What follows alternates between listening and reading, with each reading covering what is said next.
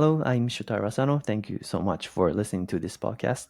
This channel is a talk room where I share real, unfiltered conversations about career and learnings, primarily through discussions and dialogue with guests I really want to talk to.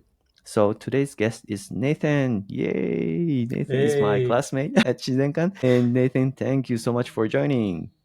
thank you for having me. I'm excited. So kicking off, I actually wanted to ask you, I've always wanted to ask you this question. So Mm. you're from New Zealand, hmm and so that means you can do Haka?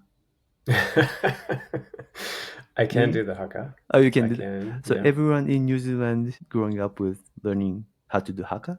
Is that correct? Not everyone. It might Not depend what everyone. school you go to and whether they teach it there or not, or what activities you do. The Mm. first time I learned how to do the Haka, you grow up seeing the Haka, obviously with the All Okay. Blacks on TV Yeah, or yeah, yeah. in sports events. And so you know all about it. And there's a different sense of pride when the Haka is Mm. being performed. Mm-hmm. Um, and I'm part Maori as well, so there's Mm. a deep connection for me with my family. I learned to do the haka coming to Japan. My first time to Japan was when I was in high school. I went to Fukuoka for 2 weeks on an Okay. exchange, and it happened to be over the sports day of the high school that we were visiting. So we were guests at sports day and we were Mm. watching for the most part, but they wanted us to do something on that day. And I see. so someone decided that we should perform the haka as Yeah. a New Zealand symbol and a New Zealand performance for the audience in Japan. So that Mm. was the first time I learned how to perform it and do it here in Mm. Fukuoka, of all places. Mm. Nice. That was the Oh, question you always wanted to ask. yes, yes. It's fine. Yeah, but I had no chance. I had no chance asking such question in the classroom. So yeah. Fair, makes sense. How do you practice Haka? Is it How do you like practice the haka? so there's a I think a routine of There's a routine. There are different variations, and if you look at probably on YouTube, there's say All Blacks haka over time, hmm, for example, and yeah, it's evolved a little bit. There's kind of a core haka, which is probably the most common, but then there are other variations that hmm, either one of the All Black leaders will choose to do as a different type of statement to the hmm, hmm, opposing team or for the tournament or what have you. And there's been some pushback sometimes. There was a case where the All Blacks went a little bit more graphic with their haka, and okay. it looked like if you didn't know the words, it looked like they wanted to basically destroy and murder their opponents, which was maybe a Hmm, bit too much for a rugby game. So they were asked to tone it okay. down a little bit. I see. But it's a balance between like being ferocious and creating that excitement and that atmosphere and getting the adrenaline running amongst the team Hmm, and not upsetting people in the audience, I guess, and especially on a global stage. I see. Yeah. Cool. All right. Okay. Yeah. Actually, I this was my question top of We're my done. list. That's it. Okay, easy. We are not done with that. Also, maybe could you then touch on your brief background and your brief career history? Of course, I know, but for the audience, yes. Okay. So I'm a designer by trade. I studied design, visual communication at university, and then worked in New Zealand for a short period before moving to London. I worked as a waiter as well as a designer in London. It's a common thing for a lot of Aussies and Kiwis to spend a couple of years maybe based in London, but also traveling Mm, Europe. So that was a great experience. And then London's cool, but it's it's not the nicest weather. It's grey most days of the yeah. year. Summer is like 2 weeks long, and everyone Mm, gets really excited for those 2 weeks, and it's great. mm, mm, And then it goes back to being dreary and grey again. So I didn't want to stay in London for another winter, but I was excited about being in a big city. Auckland, mm, where I grew up, is a small city of 2 million people, not even 2 million people. mm, And London is probably the most cosmopolitan place I've ever lived. People from yes. all over the world. So that was really exciting, and the music scene was great. So I thought about moving to Berlin, where there's a lot Mm, of sort of international communities, and also they really appreciate design and art. But it's really cold in Germany, so Yeah. ultimately thought I should go back to Japan after Mm. that 2 week exchange back in high school. And so got a job from London in Tokyo and moved to first Yokohama for a few Okay. months. And I was teaching English. And then Mm. Mm. that was a good way to get into the country, get a bank account, get a job, have an apartment, and have people to work with and get to know Mm. how it works here. And then after a few months of doing that, I got it back into design. And so I've been in Japan on and off for 17 years since then. That was 70 years. 2002, just in time for the World Cup, the FIFA World Cup, which was co-hosted by Japan and Korea. Yes, yes, yes. And so then you worked at Disney Japan for about 4 years, and then transferred with Disney to the US and was Mm. based in Mm. LA for 6 years, and then transferred back to Japan, that time with a design consultancy called IDEO, which is an Mhm. American company, but this was to work in the Tokyo studio. And we did all kinds of design and innovation at IDEO. And then was thinking maybe it's time to live in New Zealand again for a while. So I got a job with a company based in Auckland, New Zealand, and was going back and forth between Japan and New Zealand for about a year last year. But for various reasons, I'm now back in Japan again, taking a bit of a break from my design career, although I am still doing sort of side projects and thinking about what's next. And so Shizenkan's this like perfect opportunity to study and learn and get an MBA and meet great Mm. people like yourself and everyone in our class and the faculty, build a new kind of network, and also think about what's next for my career. Okay. Thank you. So you have very interesting career, and your core capability of design is it around like graphic design, or also does it include like hardware design or user experience type design, or is there like specific expertise that you really worked on for a long time? Or, Yeah, it's evolved over time. I think the thread through for my career, probably like a lot of people, has been curiosity. Where does my curiosity take me next? mm, So, back in university studying visual communication, we studied a lot of different things. Visual communication was as broad as it sounds. You could do photography, mm, filmmaking, sculpture, painting, typography, graphic design. And we were getting into computers, so 3D computer animation and 2D graphic design as well. I specialized in graphic design at first, although I dabbled in a lot of other things and did that for a while. That was interesting, but I sort of saw that there were other things coming that were also very interesting. So I taught mm, myself how to um, design and code websites and did web design for a while. And that was when I learned that you're no longer completely in control of the end user experience. It depends on mm, the user's device or browser or lots of other things, their physical abilities or disabilities. And so you're no longer 100% in control of what you design or how they experience what you design, and you have to think from their perspective a lot more. So then I studied user experience and primarily around web and digital mm, products, and so started to specialize in various kinds of digital products beyond web. So obviously iOS and Android apps.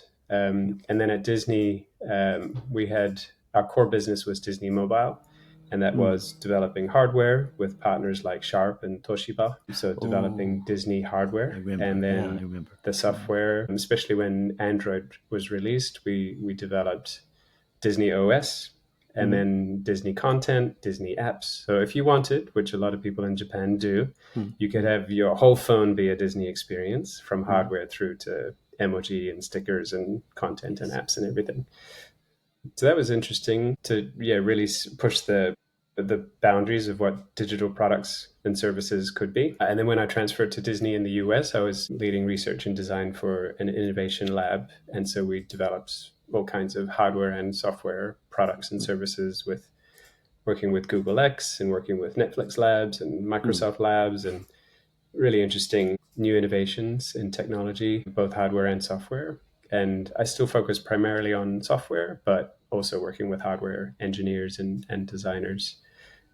So then the idea was even more broad. So mm, mm, I came in as an interaction designer, and then mm. ultimately became Interesting. a director leading a new kind of business. Um, so started on digital products and services, but the real opportunity was not just helping clients develop their new products and services, but to help clients Mm, become more innovative and more creative as people and as organizations. And so then it became a matter of teaching others about design and creativity and innovation. And we developed a business called Learning Programs, which was in parallel with our design consulting services. So, yes, we could help you design the shiny product or service for your customers, but we could also help you become a more creative and innovative organization. mm, mm. And that was in high demand in Japan and around the world. I think it still is in high demand, especially now Yeah, with the yeah. age of AI. Yes. It's like another frontier where people need to evolve how they work and how they Mm, think and how they can be more innovative and more creative. Also, I think there's been a, like historically in Japan, there's been a wave of innovative companies like Sony and Honda and Nintendo, and some of those continue to innovate. Some of them, maybe the founder has since passed on, and they've become very well oiled machines mm, in terms of developing the products and services that they always have. They continue to get better through Kaizen or continuous improvement.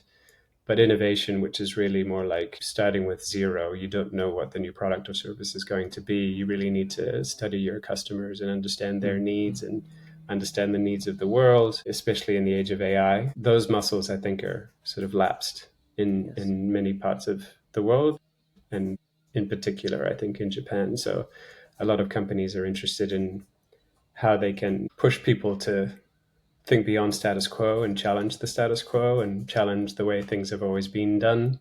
Mm, And in some cases in Japan, that could have been the way they've been done for decades, and they just haven't been challenged for a long, long time. So obviously, a lot of people don't have the skills or the mindset required to be more creative or more innovative and to challenge the status quo.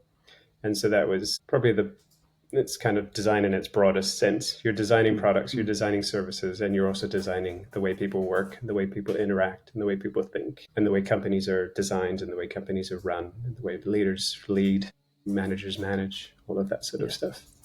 So, to Thank answer you. your question, it's very broad. Yeah, yeah, I noticed.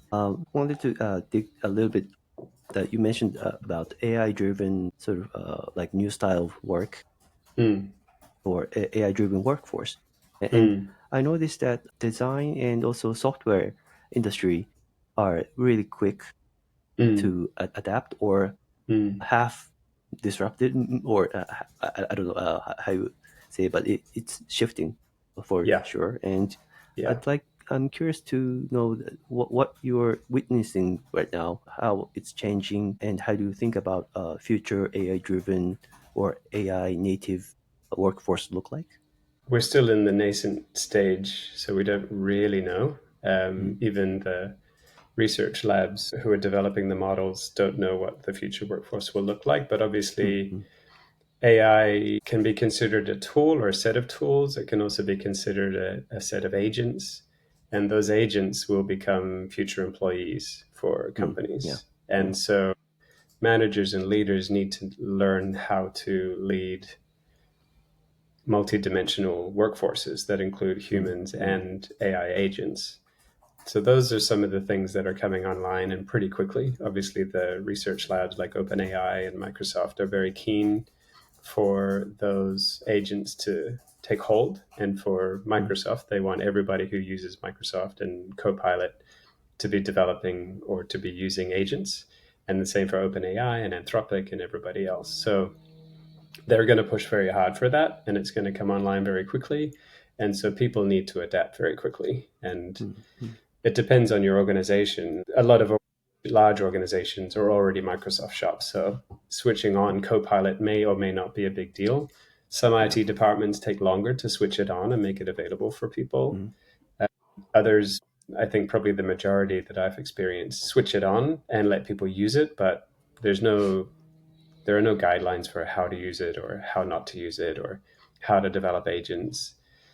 So a lot of the work that we're doing at the moment is really asking people to take a step back and ask the real question of, like, to AI or not to AI. Does a process or a workflow or a task even require AI? Like, I think a Mm-hmm. lot of people are still at that point where they're either getting pressure from their leaders or they're feeling the pressure themselves as leaders to try to utilize AI and Yeah. not get left behind.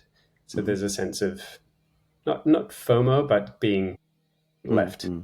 Mm. in the dust as people. Because if you do develop an AI enabled workforce, then you're going to start moving very fast.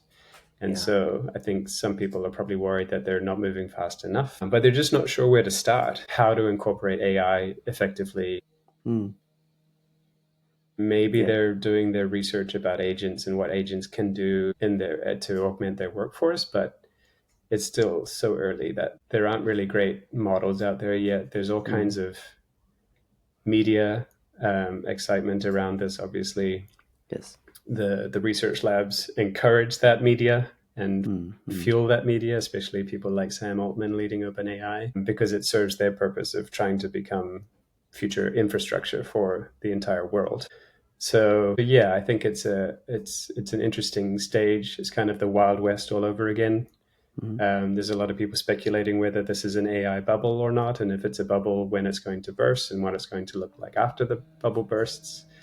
Um, but this is pretty fundamental technology that Mm. we've created Yeah. this time, and it's like electricity or the internet. It's not going anywhere. We need to learn Mm-hmm. how to utilize it, and the sooner we just get started and start trying to use these tools to develop agents to help do things much more quickly than we've ever Mm. done them before, and not just for efficiency's sake, but for like real effectiveness, Yeah. not just productivity and cost cutting. Mm-hmm. That's fine, but that's not the real opportunity. The real opportunity is to change your company and to change your industry and to change how you do your job and all of Mm. those things. So some people fear that jobs are going away. Jobs as they look today are going away, but Mm-hmm. humans are still going to have jobs to do. They're just going to Yeah. look very different than they do today. Luckily or unluckily. Luckily or unluckily. Yeah. Yeah. Yeah. What do you think, Also, Sho, from your perspective? yeah. So I totally agree that the future managers need to decide to hire new people or deploy new AI agent, Mm. depending on the context of the tasks or things like that. So the future, so my son and my daughter may maybe need to learn how to manage people and also manage AI agents Yeah, and combine and yeah, find the best mix. And yeah. I think that will be really something new. And wow, that's tough. But Mm. yeah, I see it as one of the future scenario. And yes, yeah, I totally agree with your observation. And I got curious to know the AI tool of the year so far for you. Mm. Mm. Which AI tool got you excited the most, like this year? It could be like foundation model or Yeah. some AI built-in tool or anything. Earlier in the year, I was trying all the models and testing them for different use cases and getting different results, and also observing the companies as they evolve as well. And so for a while earlier in this year, 2025, I was primarily using ChatGPT, ChatGPT. Okay. but then started to use Gemini more, and then Mm-hmm. started to use Claude more, Mm-hmm. and really started to notice the differences in how they respond and react to different prompts. And Mm-hmm. so these days, I kind of use them all for different things, but I tend to use Claude the most in terms of chatbot. Coding, the chatbot. Claude Code as well, although I also use Cursor for coding. Yeah, prompting coding is pretty wild. Just being able Mm. to use natural language to Yeah, yeah. write code is phenomenal. So the point when we start to talk with computers and robots and it feel very natural, just like we speak with our friends and family, is going to be Mm-hmm. wild. It makes me think of like Wall-E or Star Wars when Yes, you're just talking yes. to your droids like they're other characters in your life. And that's not too far away. Maybe talking to droids in that way is a little bit Mm-hmm. further out, but I do think AI is the great unlock for robotics. And I hope Yes. that Japan's robotics companies and divisions of great companies like Toyota and Yamaha can really unlock their robotics with AI.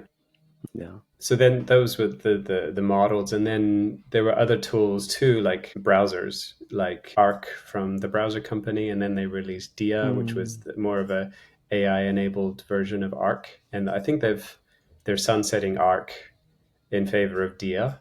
Dia is really interesting. I jumped off Dia when the company was acquired by Atlassian. I suspect that Atlassian, which is another productivity Yeah, yeah, yeah. The platform Australian company, company, right? Yeah, Australian company. I think yeah. they're probably I going to use incorporate Trello and Dia. yeah, I use Trello and Jira, Nice, Jira. Yeah, nice. Yeah, yeah. yeah. So they'll Oh, probably okay. start to incorporate Dia as one of their Yeah. tools, which makes a lot of sense. If you're already using Atlassian tools, they do have native apps, but you can also just use their tools in the browser. So using it in their browser with AI would make a lot of sense. But at the moment, I'm not using a lot of other Atlassian tools. So I jumped over to Comet, which is the browser by Perplexity.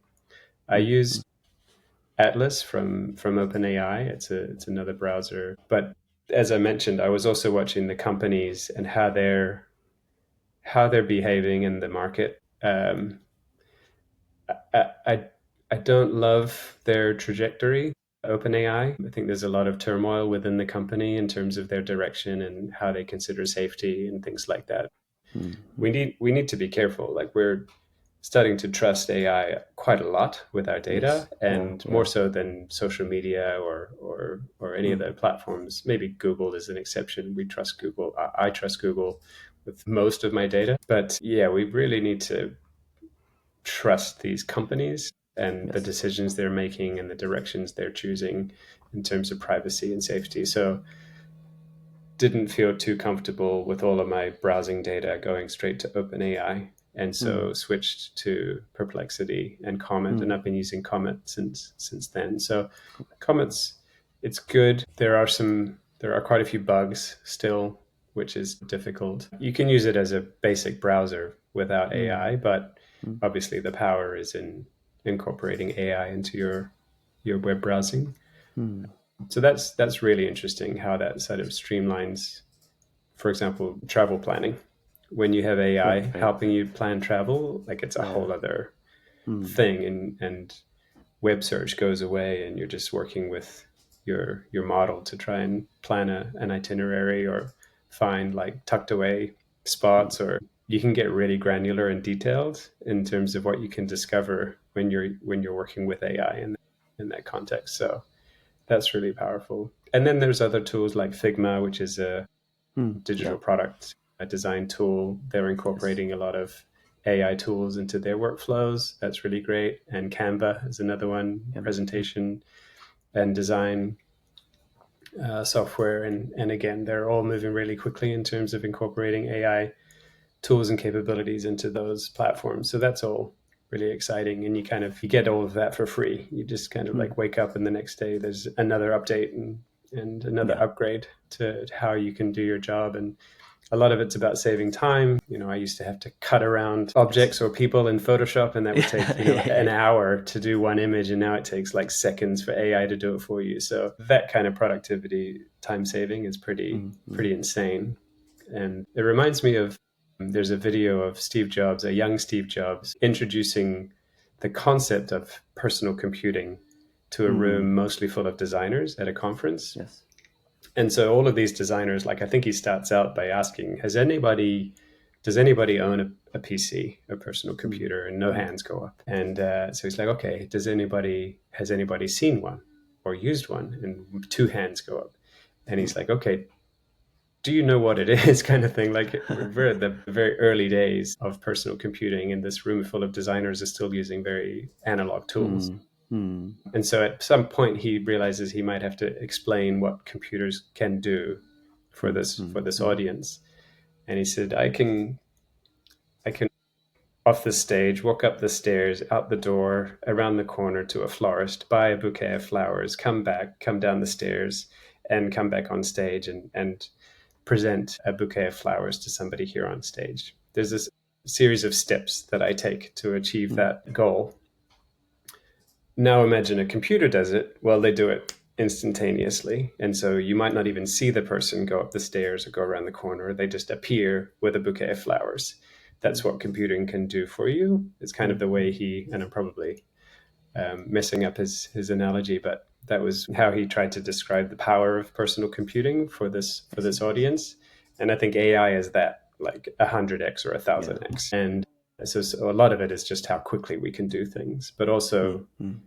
it's not thinking, but it feels like it's thinking. And so using it as a thinking partner, using voice and having a chat with a model to like think something through is really Mm. powerful. So again, it's not thinking, but it's able to almost replicate empathy and things like that people need, I think, to again build that trust and to share more information in order to enrich the feedback that you get from the models. So yeah, it's a very interesting time we're in. Not just Yeah. organizations, Yeah. but all of us are figuring out, like, what is this good for? And how Mm. can we use it in our lives? And what do we feel comfortable with? What do we feel uncomfortable with? And and it's all experimental. So it's pretty fun right now. Yeah. Do you have any guess of what OpenAI is trying to build at the hardware, AI Uh, with Johnny native Ive's company, hardware? Johnny Ive's, yeah, company. Yeah. they gave a hint. They couldn't talk Mm. about it, but they were on stage with Steve Jobs' wife as part of one of Mm. their conferences. That was a few days ago in San I see. I Francisco. see. They talked about, spent half the time talking about how they met and fell in love and all of that sort of stuff for the bit icky. But then they started to talk about how they're now excited about the latest prototype that Johnny and his team have come up with. Mm. So that's cool. They're making progress. They were asked, like how long before this is on the market, and they couldn't give details, but I think Johnny said within 1 or 2 years, which is Mm. not too far away. So I don't think we'll have to 1 or 2 years. wait long. And then Sam added, he talked about the vibe that he Mm. wanted to create and how, Mm. on one hand, the iPhone is the greatest product that has changed his life. On Mm. the other hand, the iPhone has had negative impacts in some ways as well. Like Mm. Mm. he described opening his iPhone like walking through Times Square, and there's notifications and alerts and pinging sounds and Slack messages and all of that sort of stuff coming at him. And it's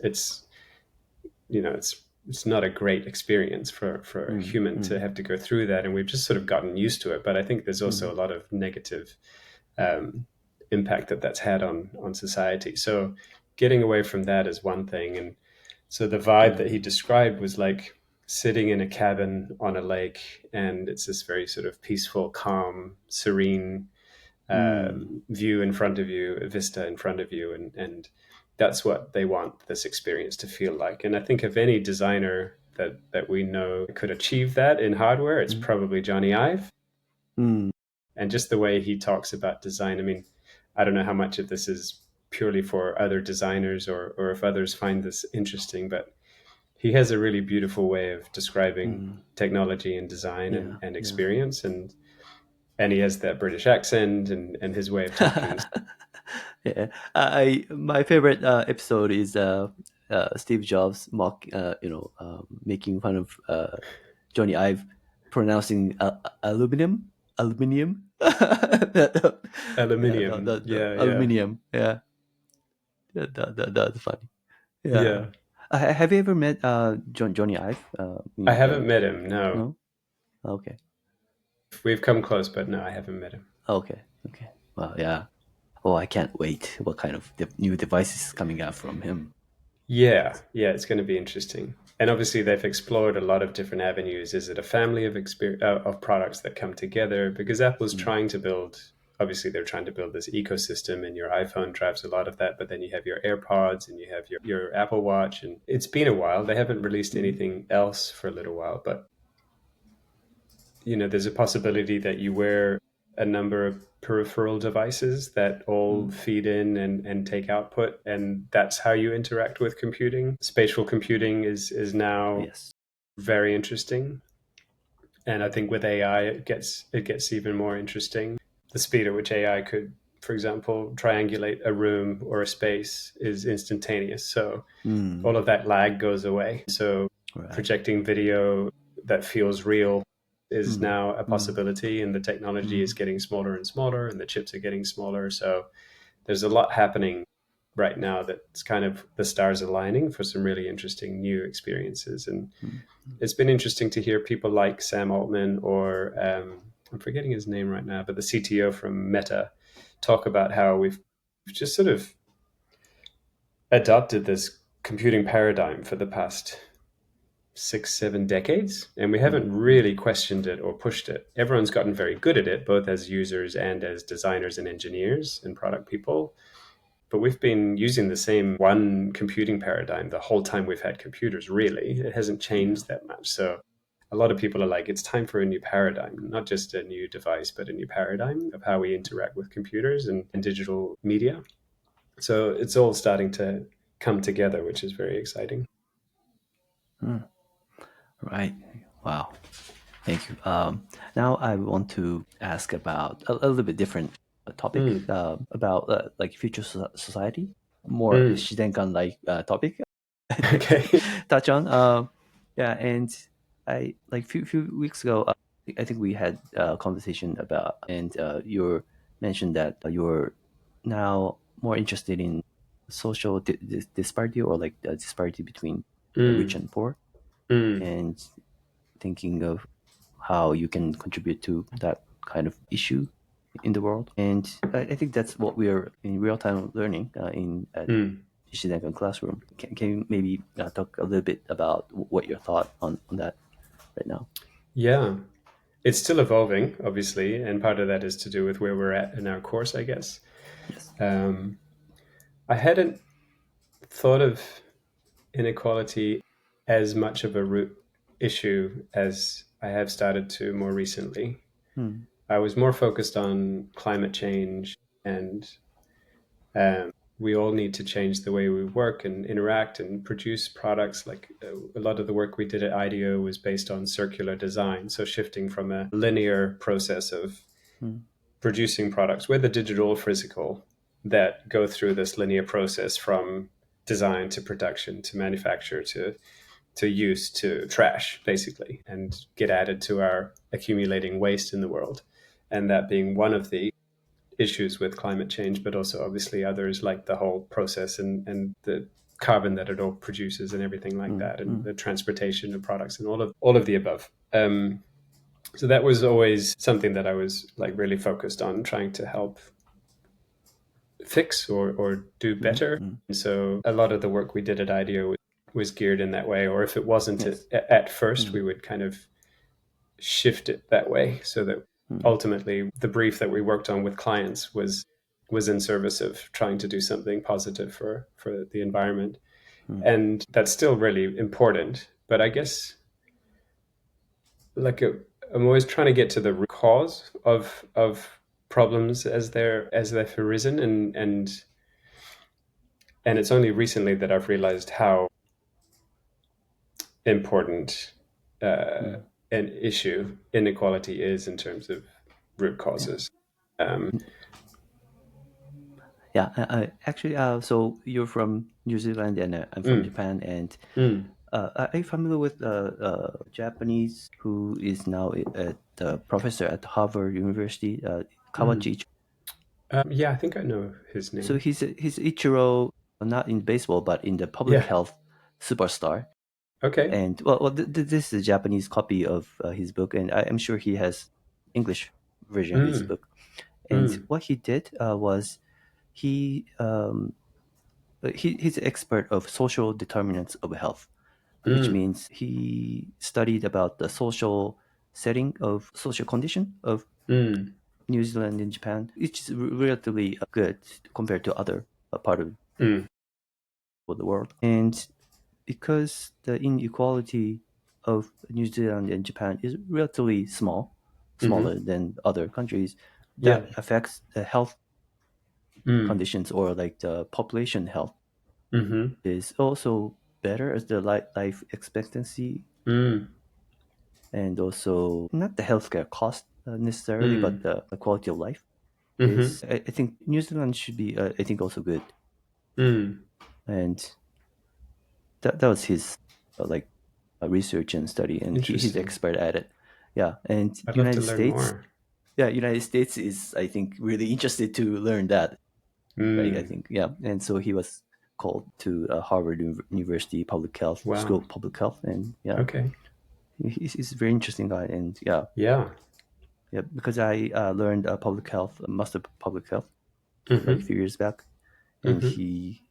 what he did was like really interesting. I think, yeah, Mm-hmm. I'd love to learn more. We should talk more after this.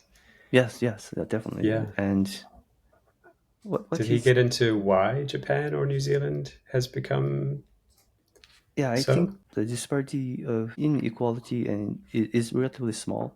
Mm-hmm. Well, not maybe these days Mm. in Japan, in New Zealand, but it's getting bigger. But Mm. historically, compared to like US or like Europe, yeah, European countries, Mm-hmm. it was small. And also, uh, I think the sense of community or Mm. how the community was evolved Mm. historically in New Zealand and Japan Mm. has effect on the actual tangible health Mm. measurement, yeah, of the Wow. society, and also Interesting. maybe food, Mm. nutrition, what we Mm. eat is Okay. probably related. It's interesting because I haven't heard, obviously, I've made lots of comparisons being from New Zealand, living in Japan, but I haven't heard of a study or research comparing New Zealand and Japan before Hmm. because they're quite different. I think geologically they're quite similar. Yeah, the shape And of the island. shape of the islands, geographically, quite similar, but very different population size, very different Hmm. history, very different cuisine or diet. You mentioned that food plays a role, and obviously it plays a Yeah. huge role Okay. in health, but our diets are very, very different. But maybe very obesity is not a Uh-huh. very big issue in New Zealand. I think Not like the US or not other like this. Yeah. countries, Hmm. but New Zealand's a small and new country. New Zealand has only been New Zealand for a couple of hundred years. Okay. And before that, Yeah. the Maori people were the indigenous people of the country. And so, in those couple of hundred years, obviously, a lot of the initial influence was from England and Europe. And Hmm. then there was additional influence later on through from the US and Australia. And so growing up as I did, a lot of the music I listened to was either local, but mostly from the UK or the US. And Hmm. then like Hmm. some friends got into US music like hip hop, or other friends got into UK punk or rock, and you could kind of see the fashions, all of that sort of stuff started to happen, but it was all coming from the US and the UK Hmm. Hmm. primarily. Later on, there was more of an influence from Asia, and these days, I think there's a much bigger influence from Asia as Hmm. well. But it's all coming from outside because it is a small population, and as a musician, if you want to make it as a New Zealand musician, you kind of have to go overseas, at least to Hmm. Australia, but Hmm. maybe Hmm. if you can to get to the UK or to the US and try and get a signed deal there. And people have done it, but I don't know if it's objectively harder to start in New Zealand and get a record deal Hmm. than, say, somebody who grows up in LA. Maybe through network it's different, but maybe it's just as hard. I don't quite know, but it feels very far away. Like my high Hmm. school friends and I all used to. I think one of the reasons we became such close friends is because we wanted to graduate university and then go abroad like as quickly as possible, and everybody did. Some people have gone back, some people have not, and they're all over the world. But a lot of us would just like, get me out of here because this is too small and we're way down here at the bottom of the earth, and Hmm. all of the people are up in the northern hemisphere. Like, we got to be where the people are. So yeah, we were trying to get out of there as quickly as possible. Yeah. Okay. I see. It's a nice place to live, as you were saying. Like, Yeah. there's a good lifestyle, good quality of Yeah. life, but it's also quite slow. My Okay. friend, who I've known since I was 5, he described it just the other day as like a retirement village for boomers, which is kind of true. Like, Yeah. the boomer Well, I generation. feel the similar way for Japan myself.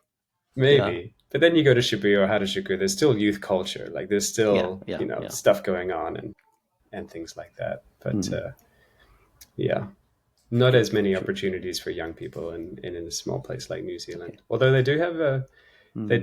I don't know if it's more mature than Japan's Hmm. startup Hmm. ecosystem, but New Zealand's ecosystem of startups isn't bad for the size of the country, Hmm. for the Hmm. size of the population.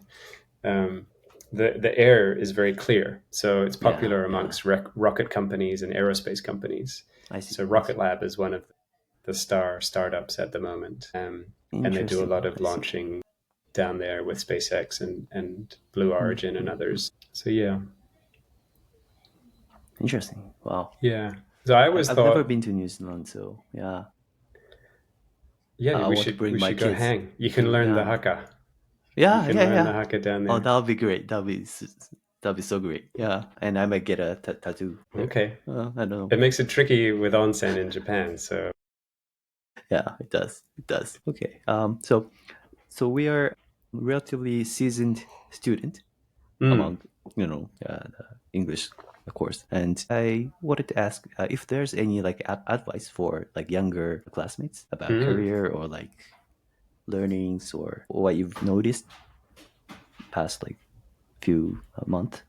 I've been Because trying to because be. yeah, because I think you're the most authentic and grounded person in the classroom. Oh, That's how oh, I see thank you. you. That's very kind of you. I appreciate that. I don't know myself, but advice? I don't know about advice. I'm trying to be a student as much as possible and just Mm, absorb everything that our professors and faculty are sharing with us. I've never studied things like philosophy or um, liberal arts or accounting for that matter. So there's a lot of new information for me, and so I don't think it's advice, but the way I'm navigating this is to just try and be a sponge and absorb as mm, much of this information as possible. And I think that's the point of formal education is to, as much as you can afford, take that time as a gift to absorb as much of this new information and the time with your fellow classmates and the faculty and to ask questions or to inquire together or the group projects are interesting.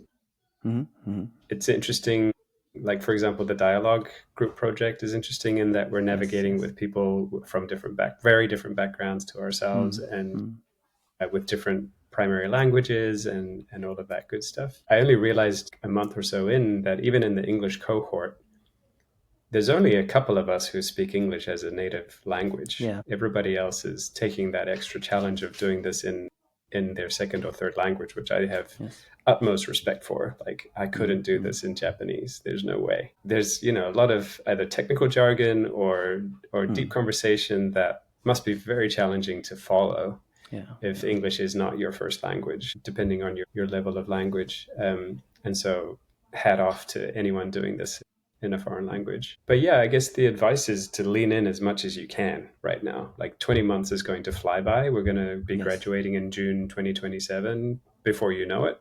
Mm, So, take this time as a gift and be present and be present with your groups, be present with your class, be present with your professors and your teachers and the staff. And if there are events, I think Patrick's been good at this. Like if there are events, lean into the events as much as you can. Like I said, I was at an event at the university on Monday. It mm, wasn't mm. related to the university, but obviously one of the faculty will be there to welcome everybody and just introduce the school to help Yes. more people who are based in Japan or visiting Japan know that it's even there. It's still new, right? 8 years of an MBA program. It's still a very young program. So Yeah. whether it's ISL or Shizenkan, they're still introducing it to the world.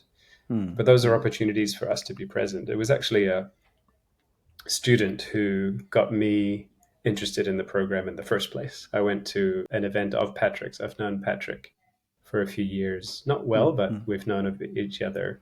And he hosted an event back in July, I think it was. No, earlier than that, maybe June. And it was basically he realized that he has a lot of foreign friends who've been in Japan for many years, and wouldn't it be interesting if we got everyone together and had a chat? And Yeah. so he had a panel of people who were very esteemed in their careers. The CEO of Amazon Japan, who's originally from Canada, Mm, Jesper, who's one of our adjunct professors, originally from yes. Germany, many years in Japan, and then a woman from the United States. I forget her name, but she was also very esteemed and had been in Japan for decades. And then they had two questions for the panel. What can the Mm, world teach Japan, and what can mm. Japan teach the world? And it was a Interesting. really interesting discussion Mm, mm. on those things. The obvious things come up, like Japan should teach the world how to build toilets and things like that. Okay. Yeah. Yeah. Yeah. We're proud. We are proud of our toilets. They're amazing. They're worthy of pride. Yeah. And so then there were some students from the school there and some staff members helping to organize it. So it was one of the students who got me.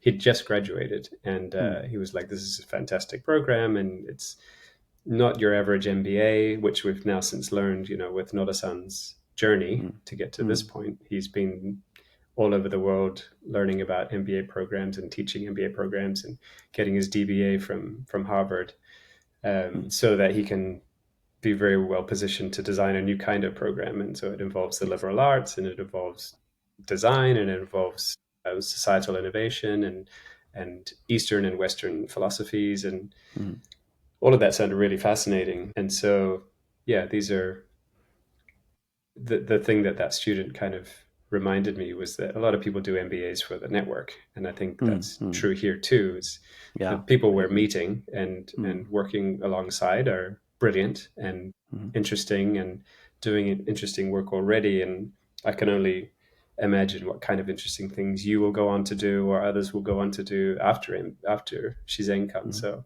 when I meet a graduate, my question is, what's life like after Yeah. Shizenkan? Some people feel like their lives have changed more than others. But then another friend said, no, some people go to school and they're not quite sure what they're doing there. Mm, Nobody that he's met has ever regretted doing an MBA. You're going to get mm, something out mm. of it. Yeah. And I think that that's true whether you're in your 20s or in your, you can get something out of a program like this for sure. Mm, mm. It's also Yeah. good timing, so that I think a lot of people at Shizenkan are going through a transition period in their careers Mm, or in their mm. lives. And Yes. so, this new information about stopping to pause and think, what is a company for? Who is a Mm, company for? Those kinds of profound questions are really interesting to spend time on. And it's very difficult to spend time on those kinds of questions if you're busy working and just trying to like stay afloat and learn AI and all the things that we're trying to do in our daily lives. yeah. Um, so yeah, again, it's a gift to have this time to really go deep into those questions with others. Yeah. I totally agree. Again, so I'm 43 this year, and so this is my 21st year working, Mm, and I can really connect my experience and what I learned from Noda mm, Sensei and other faculty, what they're saying with my experience. I can connect and really internalize. yeah. So going to Shizenkan at this age Mm, was really for me. It was a great sort of gift to myself, maybe. mm, Yeah, mm, yeah, and to move on to the next step. Oh, so I asked this question for everybody on this show, and uh, who is there any like recommendation or like people who you are interested in to bring into this show, and me asking them question? mm. Can you give some names? Could be Yeah. English course, Japanese course, alumni. Still getting to know people in the Japanese course and don't know that many alumni, or at least not well. I hope you get to speak with everybody, at least in the English class. And Yeah, I think that's everyone my has some plan. really That's interesting my plan. things to say. Oh, that's cool. Yes, That's really yes, yeah, cool. yeah. It sounds like when we talked before recording, you've spoken to a lot of the men. So it'd be great to hear Mm-hmm. from more women. Yep, yep. I had the privilege of reading one of the final essays for the company course by Arwa, and her Okay. perspective was really Mm. interesting. And I would love to hear more from Arwa. Yes, yes. Podcasts are amazing. You feel like a fly on the wall listening to a very personal conversation. And because it's Mm-hmm. such a personal conversation and you create a very relaxed atmosphere, people can go deeper in the Yes. 60 minutes or what have you Yeah. than maybe normally just during breaks at Mm-hmm. class. So Yes. that would be that's a really wonderful thing that you're doing by recording these Yeah. conversations. Your explanation of this podcast is perfect, and that's what I'm doing. I get Mm, to ask questions pretty intensively in 60 mm, minutes, and yeah. So this is very for me very entertaining, and I can learn from my guests a lot, mm. and yeah. Is this it's a related to great. what It's you a might do? Yeah. Is this related to in what the you might future. do next? Mm.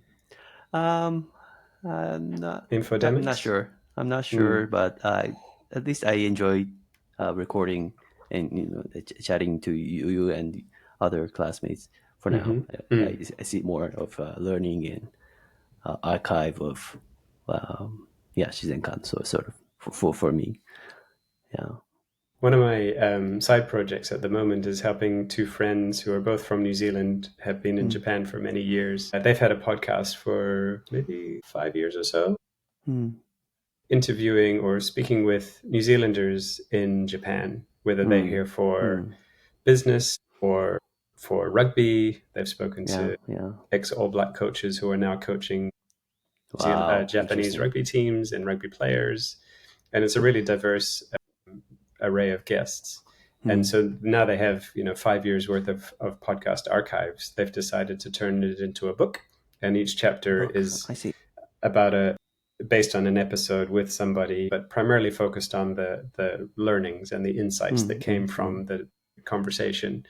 And so the book is kind of a manual for people who are interested in either doing Mm. business or living in Japan, and the kinds of observations that their guests have made or learned. Everything from really interesting cultural nuances, like Yes. Steve Hansen, former All Black coach who's now coaching the Toyota Verblitz rugby team. When he Mm. first came to Japan, there were all kinds of things about the way things were done that confused him. On the stairs there was an up arrow on the one side and a down arrow on the other side, and he's like, these people can think, they can think for Mm, themselves, mm. surely. But then he went to the train station and he realized when there's a lot of people, those arrows are very helpful to keep I see. the traffic flow moving. And so there's those kinds of little episodes where you learn how somebody from New Zealand or from Japan has adapted to life in the other country, where those insights come from, where that Mm. culture comes from, or where those nuances come from is really interesting. So maybe there's a book in this, or some kind of manual for Yes. future Yeah. Shizenkan Yeah. students, or people considering this school. You could turn these episodes or the insights from these episodes Yeah. into Yeah. something. Um. Yeah. I think that's the ideal scenario of this Mm. podcast where it's going, and yeah, it's very exciting. Mm. Um. Hmm. I've never thought of making turning a podcast turning into a book, Mm. but yeah, like yeah, it could be possible. Yeah. Yeah. Yeah. Great. Well, thanks so much. Thank you, And Shaw. yeah, and for the listeners, okay, I want to make a closing remark, and thank you for listening. Please send me a feedback through YouTube, Spotify, or any media, or in the classroom. And please hit the follow or subscribe button to become a member of this talk room. You too, Nathan, please. Like and After this, subscribe. yep. And thank you so much for listening. And yeah, please wait for another episode to come. Okay. Right. Nice. Thank you, Nathan. Thank you for sharing your time again. Yeah, thank you, Shaw. I'll see you at Okay. class. All right. Okay. Let me stop.